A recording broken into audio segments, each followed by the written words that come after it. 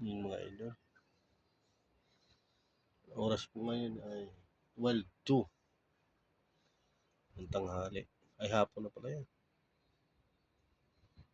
Ayun o. Masama daw ang panahon sa Maynila. Malakas ang ulan. Kaya walang mga pasok dito sa Baguio. Parang ano rin ang pago. Pababa ng pababa. Sobrang lamig. Ayun mga idol.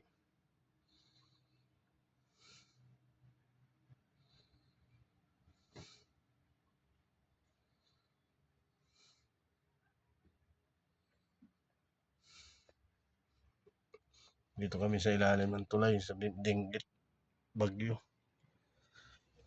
Masama nga talaga panahon. No?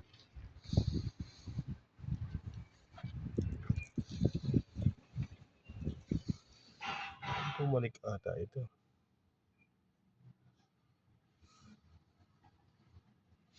Yan si Bale, sobrang sipag. Linisan niya yung kanyang bonnet. Kahit malayo sa tubig. Kaya next video na lang ulit mga idol. Nakita ko lang yung panahon ng